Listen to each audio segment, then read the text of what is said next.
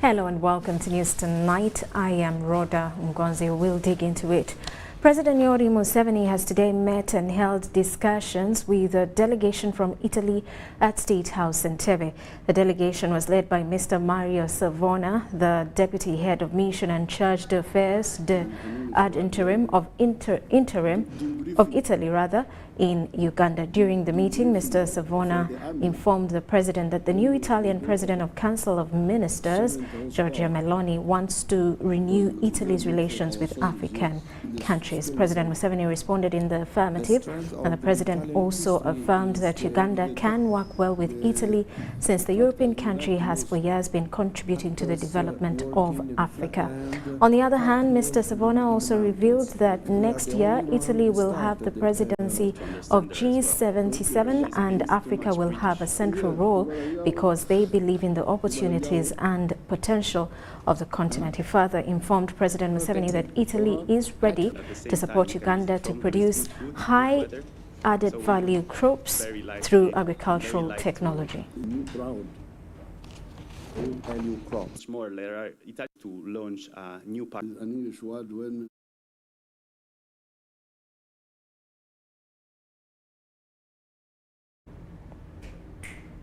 Now, the Deputy Speaker of Parliament, Thomas Tayebwa, has appealed to China to consider supporting Uganda's drive to end the dependency syndrome.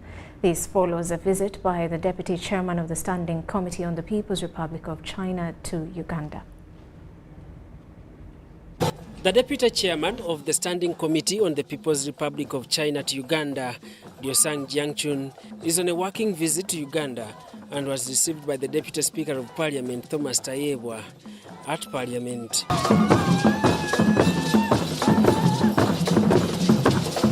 Tayebwa, after taking his guest for a tour around Parliament of Uganda, expressed appreciation to the government of China for the fruitful relations in various fields, including political, security, economic, social, cultural, and scientific disciplines. Uganda and China have worked closely, bilaterally and in the multilateral arena on regional and international issues, including under the Group of 77 and China. Your support in the development of industrial parks, loans and grants, as well as infrastructure development, especially roads and hydropower dams, have helped to drive the country forward in terms of development. Tayebwa assured the Chinese delegation that Uganda will push for reforms to ensure that Africa gets 2 permanent seats on the UN Security Council. China is currently at the helm of reforming the Security Council, and Uganda is part of the 10-member committee executing the task. Tayebwa, while addressing the delegates, tipped China on facilitating technology advancement in Uganda in order to help in processing the raw materials locally and avoid depending on imports. The total earnings from Uganda's exports to China stand at US dollars 57.7 million compared to US dollars 880 million imports from China. Tayebwa says Uganda continues to export raw materials to China, which faces low incomes compared to the high-value industrial product imports. The world is much better when we develop together. Together we can stop the dependency syndrome. 工作关系继续推动中欧关系的发展，加强两国立法机构的交往和合作。 The cooperation between the legislative bodies of our two countries have been close. In 2013, China's National People's Congress and the Uganda Parliament. The visit by the Deputy Chairman of the Standing Committee on the People's Republic of China to Uganda, Liosang Jiangchun, is also an avenue to optimize benefits, including what has been described as effective execution of projects that enhance Uganda's economic transformation, development and prosperity. Daniel Mugoya, Gloria Gutabinji, UBC News. Now, on Thursday morning, the First Lady, also Minister for Education and Sports, Janet Museveni, arrived in Nairobi, Kenya's capital, to participate in the Joyful Women Annual Thanksgiving Conference and the high-level launch of the Organization of African First Ladies for Development, unifying campaign for Kenya. The First Lady, invited by Kenya's First Lady, Rachel Ruto, was warmly received upon her arrival at Jomo Kenyatta International Airport by Uganda's acting head of mission in Kenya, His Excellency Evans Ariabaha, and officials from Kenya's Ministry of Foreign Affairs, accompanied by her daughter, Natasha Karujide.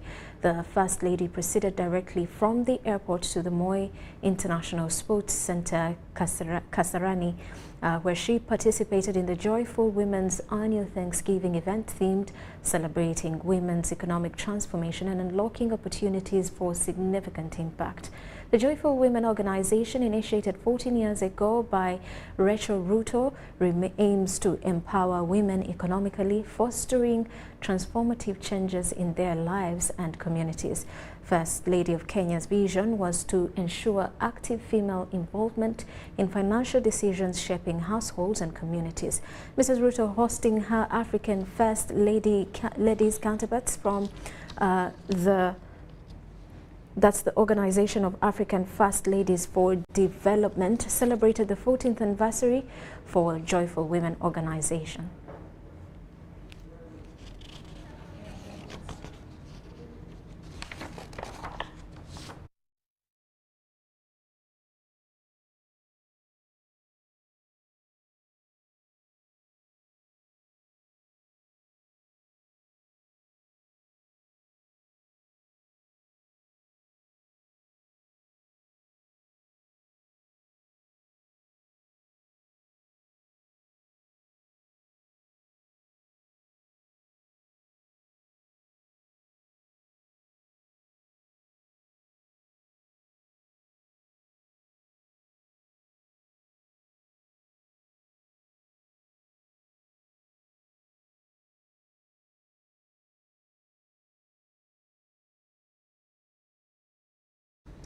Now, President Yoweri Museveni has urged China to expand its market for finished goods during a meeting with a delegation from the National People's Conference of China, headed by the Standing Committee's Deputy Chairman, His Excellency Laosang Xiechong, at State House in Entebbe.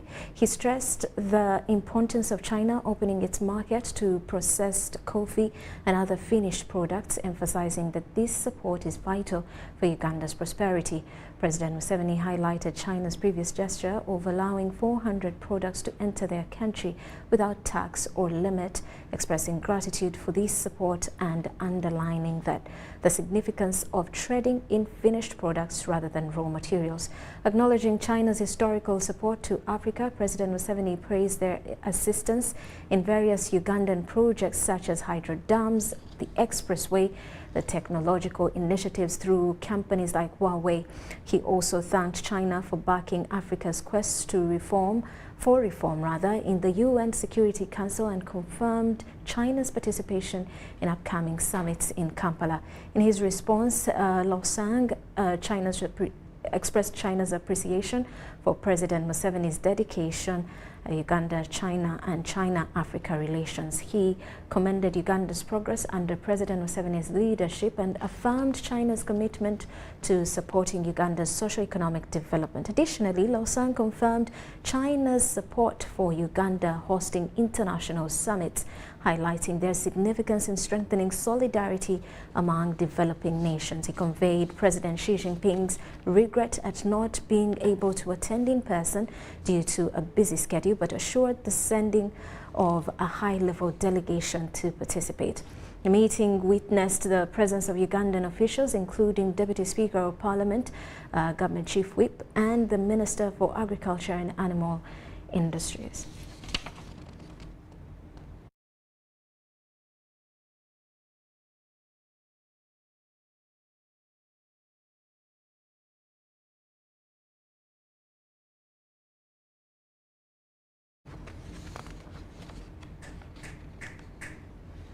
Now, President Yoweri Museveni is set to meet Ugandan investors on the 29th of November 2023 at Kololo Ceremonial Grounds. The much anticipated interface with the investors has been dubbed the Presidential Investors Conference and is the first of its kind. It is expected to attract over 5,000 registered investors in the country, ranging from manufacturing, ICT, service sectors, among others. Investors Conference is basically targeting sectors dealing in value addition, which means traders are excluded. Speaking to journalists at Uganda Media Center, Evelyn Anite, the Minister of State for Privatization and Investment, explained why the Presidential Investors Conference is taking place. So we're looking at those who are in hospitality industry, hotels, tourism. We want to ask them to come, and maybe you are into logistics, and that is also service. We're asking them to come and attend this investors conference. The only ones that we are not looking at this time are the traders. Among the issues that the president is expected to address in this meeting with the investors is corruption, which has discouraged potential investors from investing in the country. The president wants to address the issue of corruption among the investor community. There are so many people who have been complaining that they're not well facilitated, there's too much red tape or bureaucracy, and that is also corruption, or they've been fleeced away with their money, and he wants to come and talk to them, and in real time for them to be able to give a feedback to the head of state. Minister Anite also defended the president's decision to come with the Investment Protection Unit that is headed by Colonel Edith Nakalema. She downplayed fears and concerns that Uganda Investment Authority is being rendered useless with the existence of the unit. So you'll be seeing him setting all those bodies, because the corruption just is like an amoeba. It keeps on changing its form. You touch it here, it changes the other side. You touch it here, it changes itself. So he has to always be innovative and come up with different bodies to be able to come and stamp. And that is why, before he even established the Investors Protection Unit, he had to come with the establishment of a one-stop center. The conference will be attended by only registered entities and sector players like Uganda Revenue Authority, Immigration Department, among other government entities.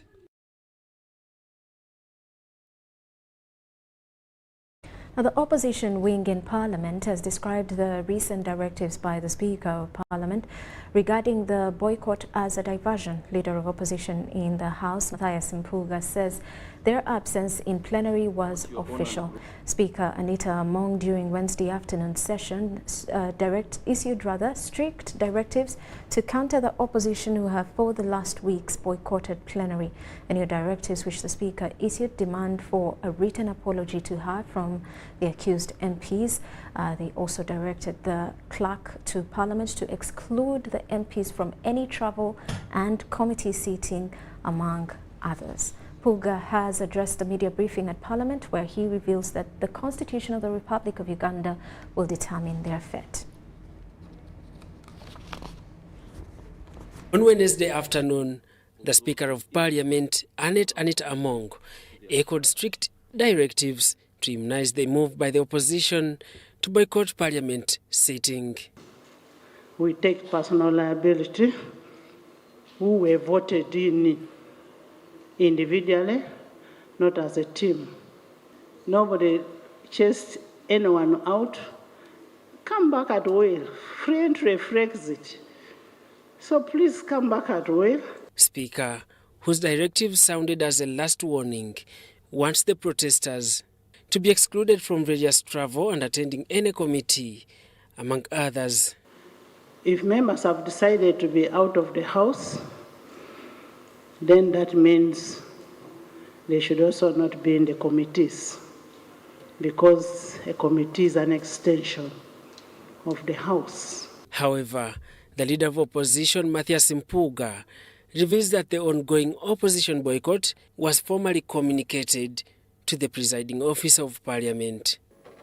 The beauty about us is that we communicate, and when we communicate, it's officialdom. How it is treated is not our space. Our duty, our obligation is to communicate our intentions, because our intentions are guided by the law.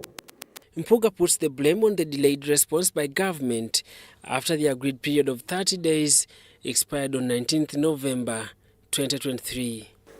In the meeting with the Speaker, General Muhwezi re-echoed the commitment. In fact, he was very clear to the effect that they will comprehensively respond to the issues for which our demands remain unanswered. All they're waiting for is the time given to them, probably to doing more preparation. As the opposition vows to continue with the protest, Mpuga bases on the Constitution of Uganda to determine their fate in case their move is caught offside by the Parliament's rules of procedure. Anything, the rules and what are subordinate legislations, they are secondary, they are subsidiary, and therefore they cannot supersede the Constitution and its command. Daniel Mugoya, Shamim Naiga, UBC News.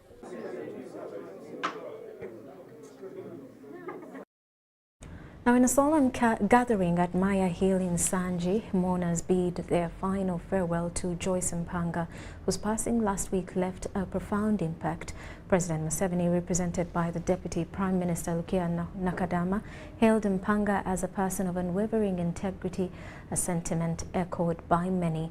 Government officials, Ugandan Kingdom representatives, and a multitude of mourners convened to honor her memory. The Kabaka of Uganda, Ronald Muwenda Mutebi II, commended Mpanga's significant contributions to the restoration of the kingdom. Among the mourners were prominent figures like Dr. Kiza Besige, the former Vice President Spesieza Wandera Kazibwe, and NUP President Robert Chagulanyi, all acknowledging Mpanga's legacy of service without a taint of corruption.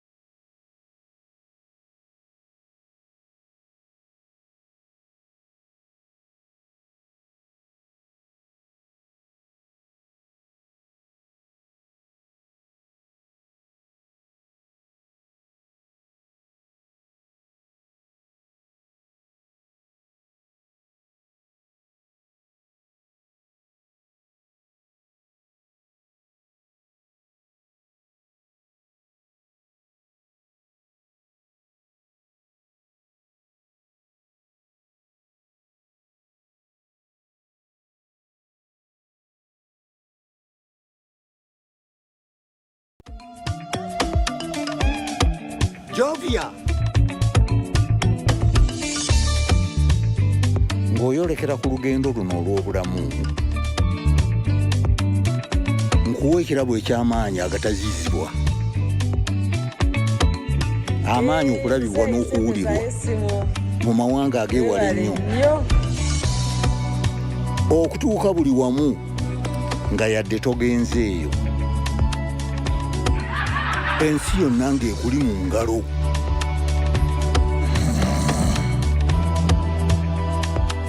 Okutambula mu biseera n'okumanya buli kimu ekirina okumanyibwa.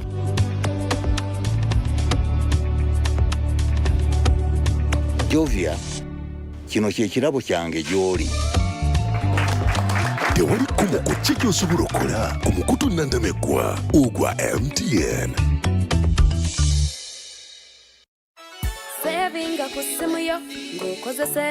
In the heart of Uganda, a financial revolution is happening. We were once left out, saving the old-fashioned way, with an unexpected saving spot, keeping it too close for comfort. But now, we found a better way to save and manage money. Download the Wendy app from Google Play or App Store or dial *229#. With Wendy, your money is safe and you can earn interest daily. Visit your Google Play or App Store or dial *229# to register. Wendy, Wanawoli. In this family, we can't agree on anything. We can't even agree on what to watch all the games to play. Martha. Ndoza Mulabi, we can't even agree on what to eat. At least the one thing for now we can all agree on is the soap to use. He likes that it's big and lasts long. Anti-economy. I like that it keeps my skin smooth. Ate alina echovu. And the children like that. It smells amazing. Everyone is happy. Movit soap comes in 4 fantastic flavors. Movit family soap is truly soap for the whole family. Movit. All day confidence. Malaria is still the #1 cause of death in Uganda. To help you protect your family from malaria, the government of Uganda is continuing its mosquito nets distribution campaign to give mosquito nets to every household in the country. Register and receive your mosquito nets from the community health worker. Distribution of nets in the following districts and cities will take place from the 28th to the 29th of November 2023. Bulisa, Mityana, Kagadi, Kole, Agago, Kumi, Omoro, Ngora, Ngoya, Amuria, Manafwa, Pader, Katakwi, Sembabule, Mubende, Chikube, Hoima District, Hoima City and Chitagwenda. Together, we can chase malaria out of Uganda. Sleep under a mosquito net every night. This message is brought to you by the Ministry of Health with support from the Global Fund. Under the net, no malaria will catch.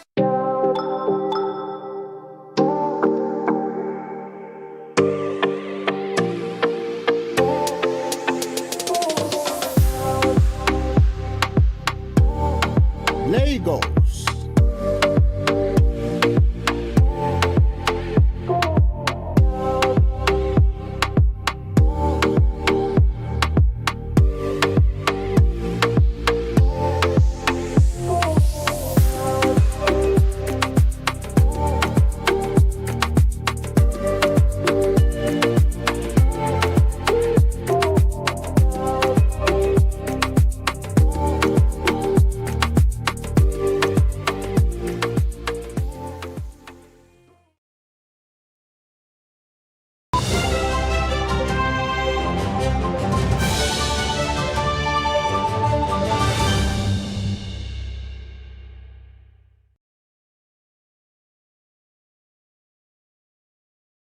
Welcome back. You're still watching News Tonight. Uganda is sending a delegation to the COP28 climate conference slated for the 30th of November till the 12th of December in Dubai. The State Minister for Water and Environment, Beatrice Anywa, reveals COP28, which follows COP27 that was held in Egypt last year, is expected to stress the importance of collective action to stop climate change and the critical role of finance in the low-carbon transition. Delegates from nearly 200 countries, leaders of business and finance, and representatives of civil society will converge from November 30th to the 12th of December this year in Dubai, United Arab Emirates for the COP28 Climate Conference, an event dedicated to fast-tracking the transition to a clean energy future. According to Beatrice Anywa, the State Minister for Water and Environment, Uganda's delegation, which will be led by the Prime Minister Robina Nabanja, will play an active role in climate change discussions. The effect of climate change keep on emerging and changing shape. So we go to negotiate, even take a toll of how far have we gone with our commitments we made, and what else should we do to make it better? And then the funding, there's collective responsibility that funding must be found to help those who are making efforts to reduce on the emissions, on the greenhouse emissions. COP28 is expected to stress the importance of collective action to stop climate change and the critical role of finance in the low-carbon transition. Climate change is real, and actually in the process there's loss and there's damage. Now we said, because it is realized, can we put money in that to help countries which suffer loss and damage? So from Stockholm, it was put on table. In Egypt, it was agreed on, because we keep on negotiating every year with the parties. Now they said, since we have all suffered it and we also continue suffering it, let's put money in loss and damage. Now Uganda, that is one of the things we are going for. Like most of the least developed countries, Uganda has manifestations of climate change, and thus mitigation of its adverse effects is top priority to government, says Alfred Okoto-Kidi, the permanent secretary at the Ministry of Water and Environment. We either have too little rainfall or too much. And when you have too much, it is floods, it causes landslide, it causes food security. Food security. And the issue of food security is also coming up together with health, and is going to be a new agenda item during the COP28 discussion. So we are seeing unpredictable rainfall patterns and also the quantity. With that also are going to be challenges relating to diseases, because as climate pattern changes, vectors may take advantage or new ones may come on board. So COP28 is an opportunity to identify global solutions for limiting global temperature rise to 1.5 degrees and accelerate the green transition, among others. Marion Yoweri and Dennis Sigowa for UBC. Now, the iconic Mandela National Stadium is undergoing a major facelift, transforming it into a world-class sporting arena.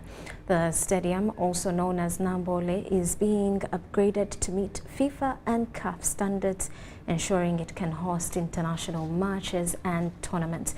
UBC TV's Sharon Chomjisha takes us inside the stadium, bringing us closer to the magnificent work being done by the UPDF Engineering Brigade. The National Stadium refurbishment project nears completion.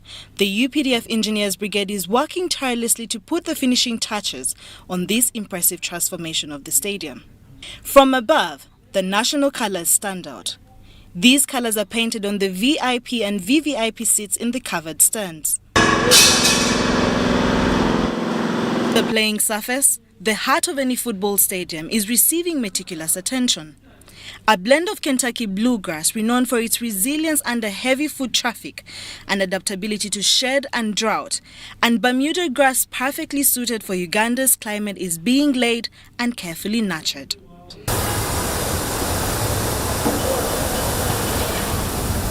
This lush green carpet will be maintained to a pristine 1-inch height, providing an ideal playing surface for footballers of all levels. The upgrades extend far beyond the pitch. The entrance and exit areas are being modernized, incorporating a state-of-the-art ticket and access control system, ensuring a smooth and efficient flow of spectators.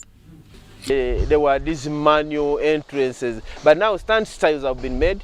They are 70 in number, and then per second, 600 people can enter. And we expect within 15 to 30 minutes the stadium will be full.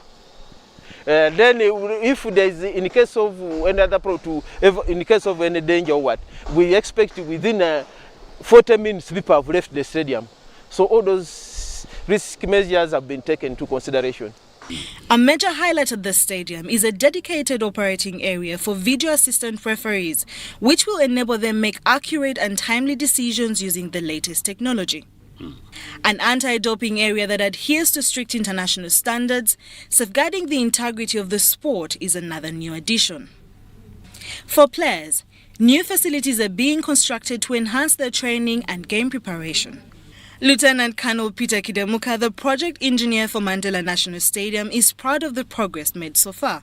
His enthusiasm is evident as he oversees the final stages of the project.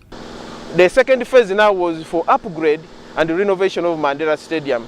It had a lot of work, where it was a total overhaul of mechanical and electrical works, and then civil works. The civil works, as I talk now, are all done. They are all done around 95%. The others are these simple patches, painting, and the rest ongoing. And then the M&E, first fix is done 100%, second fix is done 100%. What is remaining are the fixtures and fittings. With the arrival of imported floodlights, scoreboards, and on-pitch sound system and goal line technology equipment, the stadium will be fully equipped to meet the highest international standards. The UPDF Engineers Brigade is eagerly awaiting these final components to complete their mission dusting their hands off this project and unveil the transformed Mandela National Stadium to Africa and the world. I take this opportunity to thank His Excellency General Yoweri Museveni, the President of the Republic of Uganda and the Commander-in-Chief of the Armed Forces, for empowering us and enabling us to develop our country through the construction industry. I also thank Mama for funding the project very well and giving us that opportunity and attending to all the problems we have had and being with us. PS Engineers Brigade are now putting final touches on all construction works, and they're very optimistic that Uganda cranes, which have been hosting home games in different places, can now feel at home.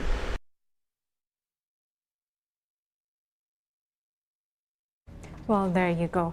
Now, in a solemn gathering at Maya Hill in Nsanji, mourners bid their final farewell to Joyce Impanga, whose passing last week left a profound impact. President Museveni, represented by Deputy Prime Minister Lukia Nakadama, hailed Impanga as a person of unwavering integrity, a sentiment echoed by many.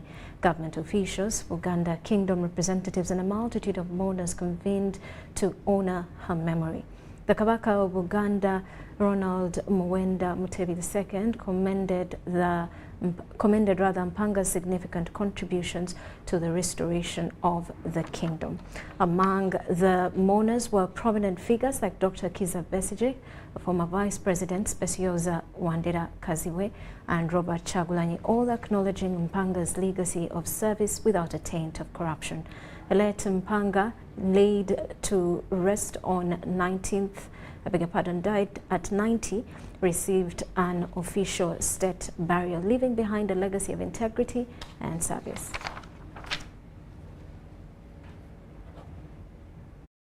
Is the author of life, and this life ends with God himself. Nti buno obulamu butandika ne Katonda era bukomekkereza ne Katonda. Nalonda Maama w'ekitiibwa Joyce Impanga okubeera Minister for Women in Development era nga ye yasooka mu ministry eyo.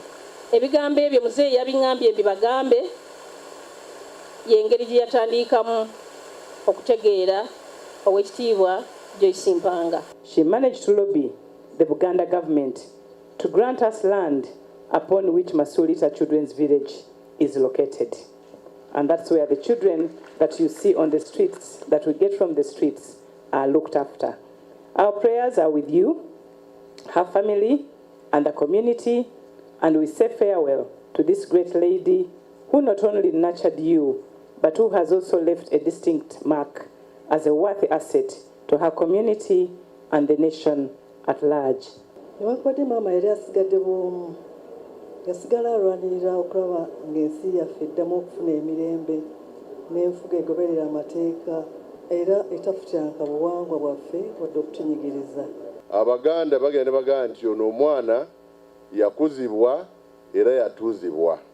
Kyenyinza okwogera ku Weekitiibwa Daudi Impanga. In Buganda, she was fundamental in keeping the fire burning, even when it seemed like it had been permanently extinguished.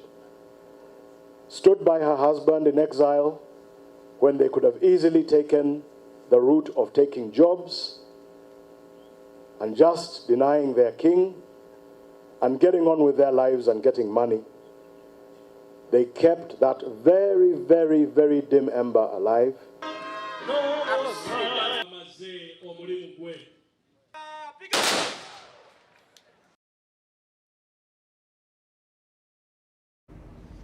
Now, the Minister for Works and Transport, General Katumba Wamala, has reassured the people of Lango of government's dedication to improving road infrastructure in the area. He made these remarks during the commissioning of a road construction project in Otuke district, connecting Lira district to Bar Allergy State Lodge. The limited percentage of paved roads, standing at approximately 3%, has been a concern in Lango sub-region.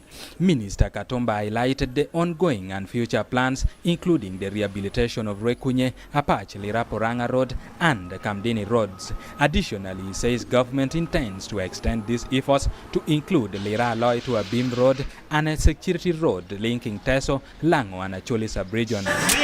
General Katumba reiterated while in Otuke district to inaugurate the rehabilitation project for the road connecting Lira to Baralegi State Lodge. What attracted us most is about the productivity in the area, because people here have proved that they are very productive. But also enabling the president to go to the State Lodge comfortably is not a bad idea. This also has been a presidential road. I remember some time back, President Museveni got stuck on this road, and it's almost 8 years. And today we are launching the reconstruction of that road. So I am very pleased because I did a lot of follow-up. The security road, we are planning to work on that road. It comes all the way from Lake Opate down in Teso, through Katakwi, Kaperabiong, through Abim to Agago. So that road is going to be worked on as a security road to enable the military to deploy along that road. Area MP for Otuke County, Paulo Mara, emphasized the dire state of most roads in Otuke district, stressing the need for rehabilitation to facilitate transportation of agricultural produce. There are a lot of swamps, and mainly the roads are narrow, and vehicles cannot pass in many of them. So we are going to use the 1 billion shillings which has been allocated to every district. I'm also requesting you and our guests of honor that Ukwang deserve to have at least 1 kilometer tarmac road within the town, and at least some street light to help our people. Minister Katumba also pledged to mediate the ongoing disputes among Otuke district members of parliament. Ediolwa, UBC News.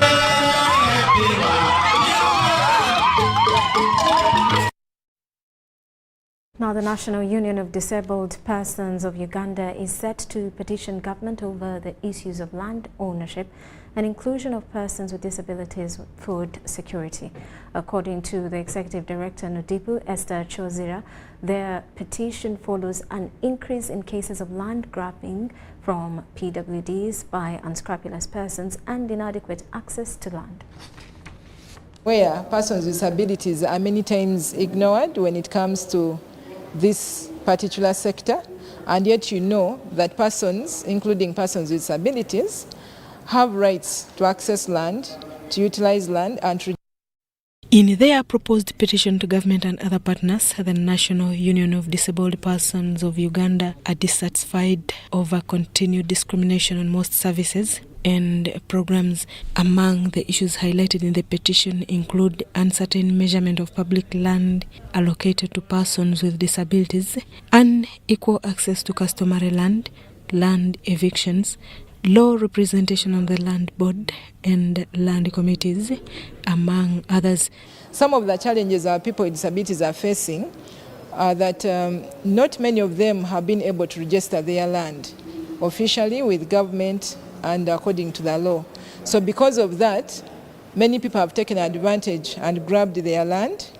These are not limited to the complex land registration process, food insecurity, and other forms of stigma, especially to the uneducated. The Chief Executive Director Nodipo, Esther Chozira, says women living with disability are even more vulnerable to land evictions and food insecurity, yet little has been done to address the issue. Many women are taking care of children whose fathers are nowhere to be seen. And because of this, if they don't have land and they have children they are taking care of, this in itself is a challenge. Key recommendations is inclusion of persons with disability in the consultation processes, addressing land right issues affecting them, and inclusion into the government wealth creation programs, like the parish development model. Claire Baga is the country director, ZOA International. Often very straightforward and simple ways that people can be all included when it comes to land documentation and food security. We've got to sensitise that families are aware that they can include their relatives on the land titles, and then that persons with disabilities can really make full use of their land. The proposed petition comes a few weeks to the International Day of Persons with Disabilities set to be commemorated on 3rd December 2023. Susan Naunga reporting for EBC TV. Now, as Uganda gears for International Day of Persons with Disability, government has been asked to increase funding for innovation to facilitate rapid technological advancement, targeting to address challenges faced by persons living with disabilities. Despite registering great strides as regards to improving the welfare of PWDs, the disability prevalence stands at 12.4%, an indicator that more needs to be done to ensure no one is left behind.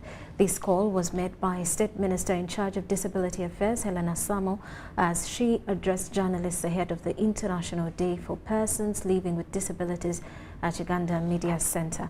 A day is slated for the 3rd of December and will be marked under the national theme, the role of innovation in disability inclusion. The Minister of Health regional workshops. This will enable them to produce assistive equipment with better and accommodative technologies.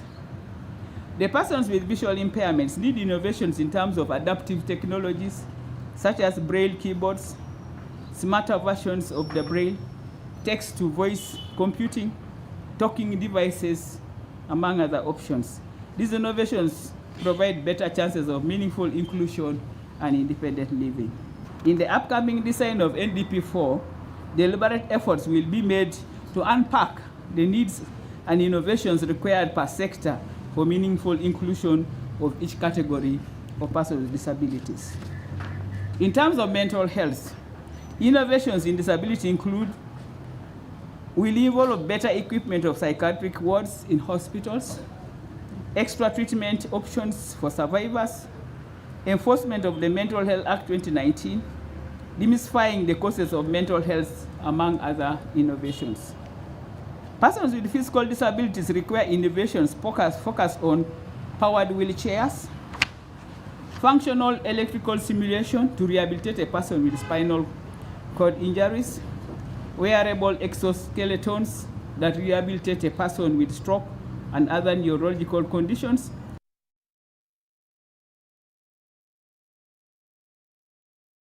For Kampala Central, Salim Uhuru has expressed gratitude to President Yoweri Museveni for fostering an environment conducive to investors, facilitating job creation, particularly for the youth. Addressing the launch of new border borders and tukutuku by Kevlar on behalf of Kampala Minister Hajat Minsakabanda, Salim Uhuru urged border riders to remain vigilant against outsiders attempting to disrupt their work and perpetrate crimes. Addressing the launch of new border borders and tukutuku by Kevlar on behalf of Kampala Minister Hajat Minsakabanda, Mayor Salim Uhuru urged border riders to remain vigilant against outsiders attempting to disrupt their work and perpetrate crimes. President Museveni's recent directives to exempt manufacturers from URA taxes, recognizing their contributions to job creation, was highlighted. Mayor Salim Uhuru commended Kevlar for adhering to the directives and offering employment opportunities to Ugandans. Our brothers and sisters, investors who have come up, whoever invests in the country must empower our youth, especially if the job opportunities. You don't come with your company with all expertise from out, no. You invest here and government gives you all the freedom, all the tax exemptions you want, but empowerment must be through the youth. Dr. Jamil from Namasuba College of Commerce emphasized that the introduction of tuk-tuk vehicles will significantly aid Ugandans in promoting agriculture, addressing challenges in transporting crops that often led to selling produce in neighboring countries in Kenya. Tukutuku is 8.6, which means they can buy one for themselves, make a cooperative or a circle within the 9 people, use this tukutuku to pick the food from their plantations to the market, but also use the tukutuku to work for other people, transportation. They can share that money, and that money is going to help them. District Kadhi of Wakiso Sheikh Arias Chigozi, also Kevlar company ambassador, praised the president's efforts in attracting investors and urged Muslim youth to consider tuk-tuk loans to benefit from the initiatives. Very well that our income is not so much, more especially the youth.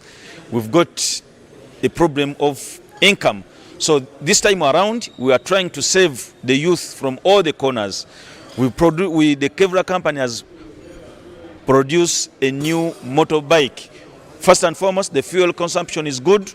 Thirdly, the spare parts are available everywhere.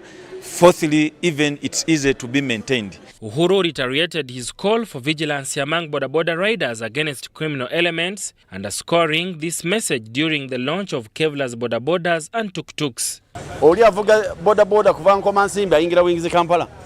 Oli avudde Bombo ayingira buyingiziwa Kampala. Kati tomanyi wavudde abasabazi babera at risk. Hajat Senior Chigozi of One Uma, Uganda, expressed gratitude for donated motorcycles, acknowledging its significant contribution to their charitable activities. To thank the Kevlar company, thank you so much for recognizing One Uma, and inshallah we shall support you more.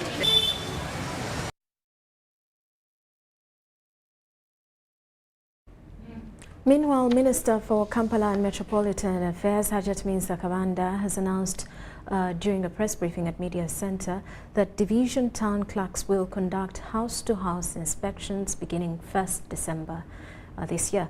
This initiative is part of Kampala Capital City's infrastructure and physical planning preparations for the upcoming 19th non-aligned Movement NAM and the G77 in China summit scheduled to take place at Speak Resort, Munyonyo next year.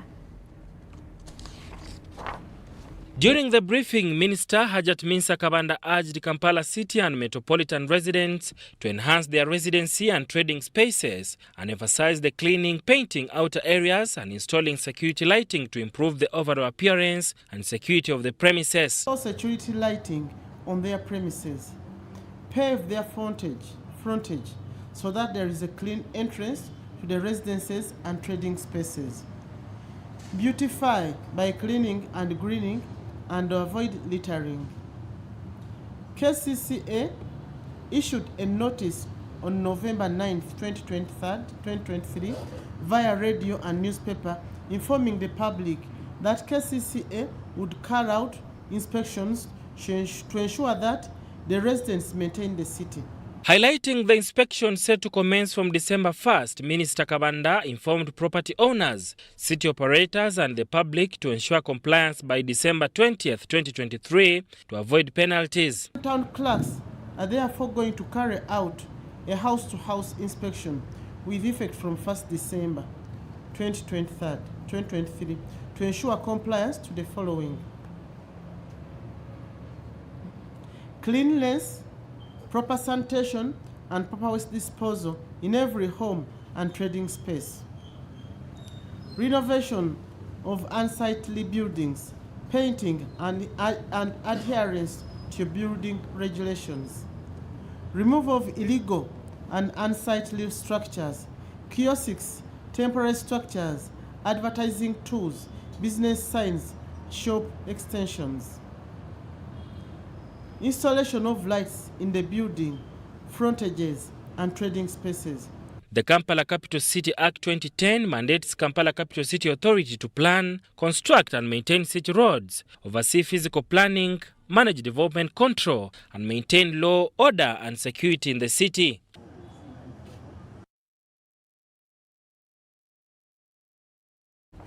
Now, Chairman of the National Resistance Movement Electoral Commission, Dr. Tanga Odoi, has unveiled a tentative election roadmap for the party. Commencing this year, the party will embark on a nationwide membership registration drive, followed by subsequent elections at all levels across the country. Dr. Tanga Odoi emphasized the significance of this roadmap in preparing for the 2026 polls, highlighting the party's commitment to engaging with its members. Wednesday, 1st November up to February 2024, the party will be dealing with the printing, dispatch, and update of the NRM voters register. The animal called the register will be dealt with within the next 3 months. November, we are already printing. We are saying December, January, up to February. Then from 1st to 7th March, we shall call for expression of interest from members of the party next year, 1st to 7th March 2024. We shall call for expression of interest. Then Friday 8th to Sunday 10th March 2024, we shall have campaigns. On Monday 11th March 2024, we shall have elections of members at the village, an announcement of results. We shall do this at the village level, and the mode is lining up. That election will take place on Monday 11th March 2024. We are doing it early so that members who have been complaining that we release road map late, and that's why they have problems. This time around, we've decided to release it early enough before the National Electoral Commission starts its exercise.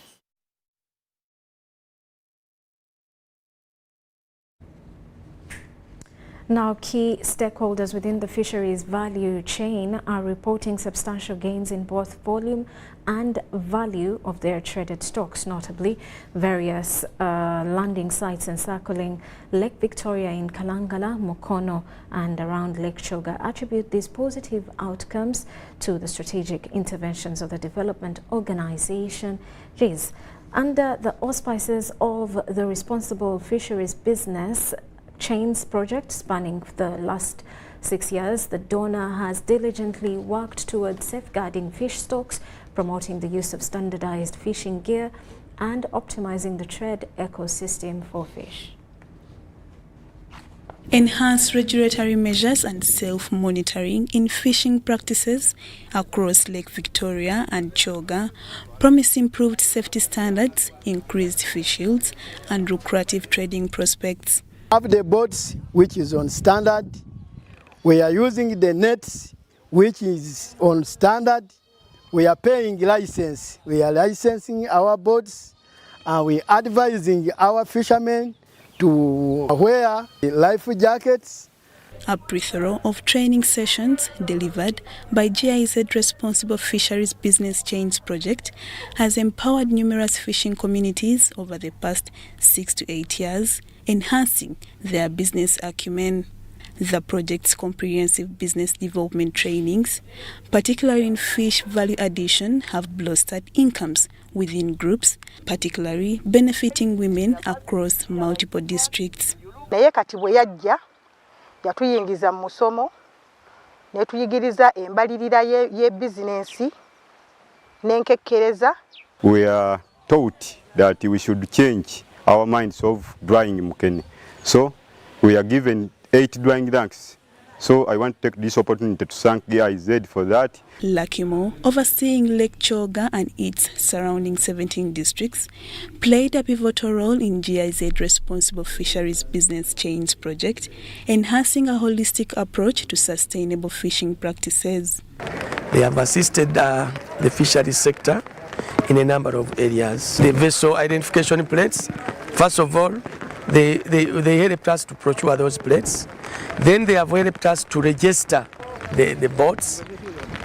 That one was on Lake Victoria, and also do the actual licensing for the last 3 years. Through targeted training, over 2,800 individuals have received business development services, while implementing measures led to the registration of 30,000 boats, curbing illegal practices and bolstering fish stocks. Fisheries sector in Uganda and in East Africa has been revived a bit, you know. Actors talk to each other, things are happening, or the population sees that fish is coming out. It's recognized that fisheries contributes to food security. We do, the markets are full. The Nile perch, which at the beginning of this project was seen as, it's exported, now it's kind of a big part of the local market, of the local consumption. Recent regulatory improvements, including a new Fisheries Act and accompanying regulations, are poised to elevate compliance standards throughout the fisheries value chain. We have worked hand in hand. We have now our people around some of the sub-counties with the laptops and generators that support them in registration and licensing. So the aspect of licensing and the registration has been supported majorly by GIZ. The German government aims to expand its engagement in Uganda's fisheries sector via an aquaculture project focusing on enhancing fishing farming, value addition, domestic consumption and exports. Lydia Chomkama, UBC News. Now, the Deputy Executive Secretary for the International Conference of the Great Lakes region has emphasized that promoting development and providing youth employment are some of the avenues through which regional conflict can be prevented. This was during a media training, opening of a media training in Burundi. These are some of the effects that conflict has caused in the Great Lakes region. Refugees ranging from children, women and disabled persons getting displaced for reasons beyond their reach. Yet, the same conflicts could have been prevented if the warring parties had embraced peaceful coexistence. We need to have solutions for problems of conflict, lack of security, and problems of security. So solutions include combating hate speech. This is one of the messages dominating the training of journalists from the Great Lakes countries. It is currently taking place in Gitega, the capital of Burundi. Together we can share powerful narrative of hope, cooperation, development, and human rights. Narratives that will uplift our people and help establish lasting stability in this region. This is why a network of journalists is being brought on board to spread the gospel of conflict prevention and solution-based reporting. Yes, of course, we need to address the root causes of conflict. That include, for instance, the illicit iridium minerals, problems of hate speech, problems of misunderstanding. All these problems, we need to address the root causes, and also problems of lack of development in some areas of our region. And journalists have a key role to play for promoting peace and security, particularly while reporting, while informing the opinion about what is being done in a country or in the region. For the International Conference of the Great Lakes region, it is all mediation roles for prevention and management of conflicts. For us, we don't go into military attacking and all the rest. We mainly concentrate on mediation. The International Conference on the Great Lakes region is made up of 12 countries, most of whose journalists are attending this training. Henry Okrut, UBC, Gitega in Burundi.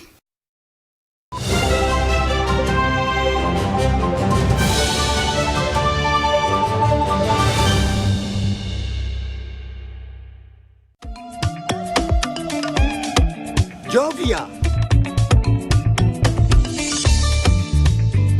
ng'oyolekera ku lugendo luno olw'obulamu nkuwa ekirabo eky'amaanyi agatazizibwa, amaanyi okulabibwa n'okuwulirwa mu mawanga ag'ewala ennyo, okutuuka buli wamu nga yadde togenzeeyo, ensi yonna ng'ekuli mu ngalo.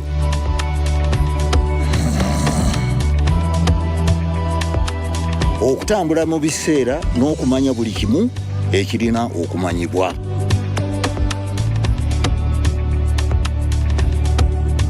Jovia, kino kye kirabo kyange gy'oli. Tewali kumoko ki ky'osobola okukola ku mukutu nnandameggwa ogwa MTN.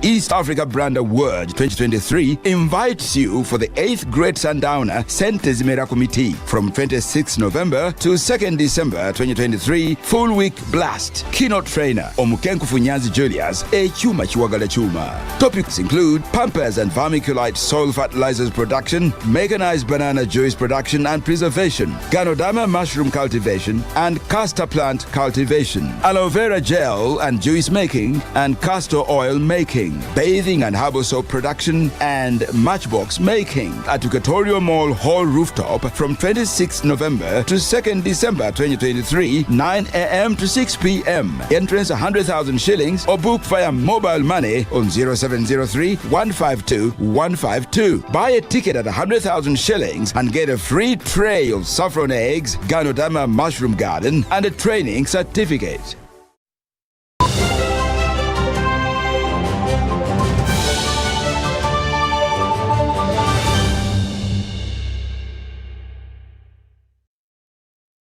Welcome back. You are still watching News Tonight. Now in sports, on their rest day at the ICC Men's T20 World Cup Africa qualifier in Namibia, the Cricket Cranes team took part in the International Cricket Council initiative to promote the sport in communities. The team visited a Wolves Primary School, Katumba in Windhoek, where they interacted with younger cricketers, played mini cricket with the learners and shared cricket knowledge and tips. The delightful team hopes to continue initiatives like these to promote the sport in African countries. Uganda beat Tanzania by 8 wickets yesterday in their first game at the ICC Men's T20 World Cup Africa qualifier and will take on hosts Namibia tomorrow afternoon as they continue their campaign at the tournament. Levels of experience that they could have never achieved before. This exposes them to the opportunities that are available out there of not only playing at school level, but playing on a national level and also on an international level. Appreciate you coming here.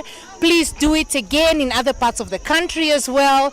And we will always keep you in our prayers, and please keep us up to date on other activities that you have for us. We will participate.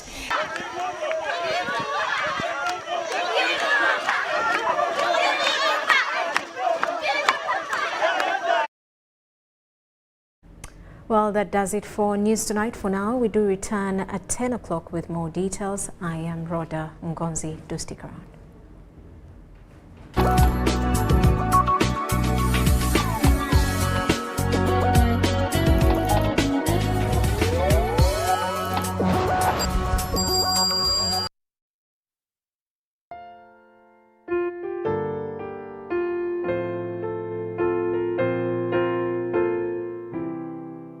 The family of Mr. Samuel Chigundu with deep sorrow announces the passing of their beloved wife, mother and grandmother, Mrs. Mebo Chigundu, which occurred on Sunday 19th November 2023 in Hyderabad, India.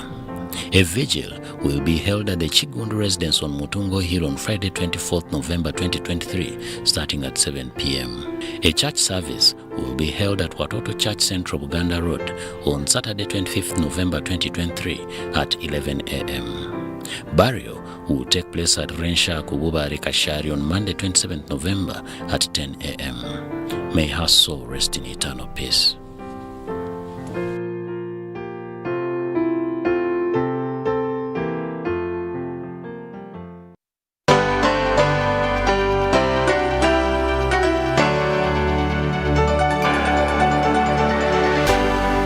UBC, inspiring Uganda.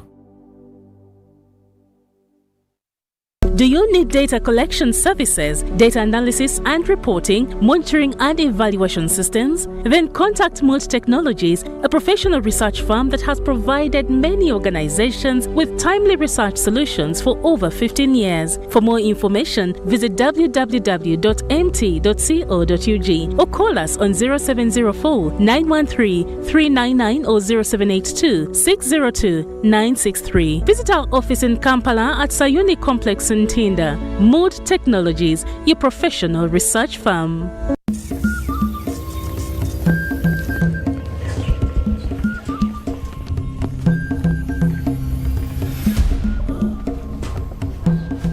The doctor says you are getting better. I have a list of suspects in my file here, but I need you to help me identify the thief who attacked you.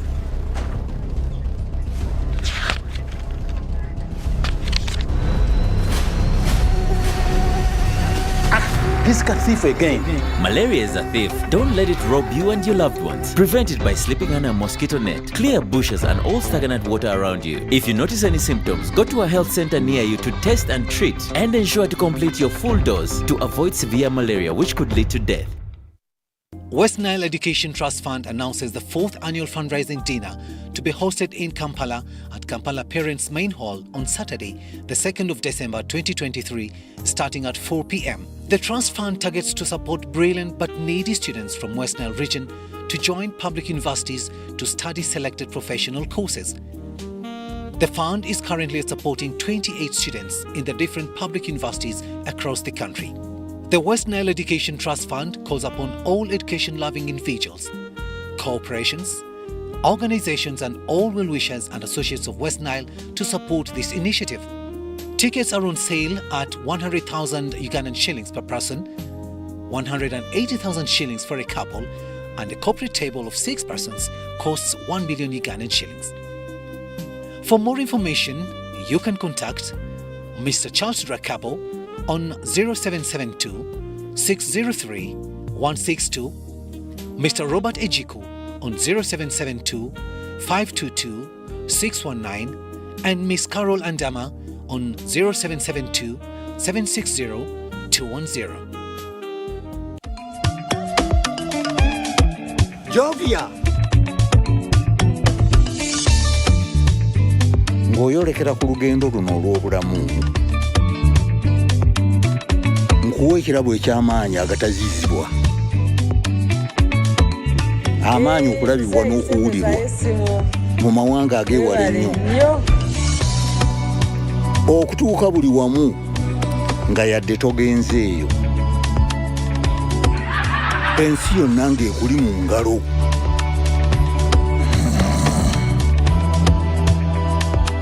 Okutambula mu biseera n'okumanya buli kimu ekirina okumanyibwa.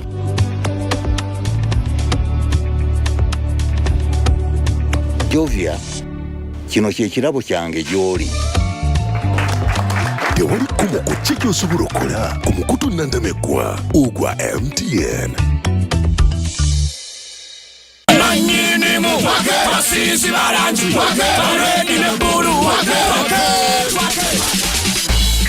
And shine in Blascon Paint and win the Twake edition. Buy Blascon Paint worth 100,000 shillings. Get a scratch card and SMS the code to 7197. Not only will you win instant airtime, but you could take home 1 million shillings daily, a share of 4 million shillings each week, or a brand new motorbike with fuel worth 100,000 shillings. Terms and conditions apply. Blascon, color your world.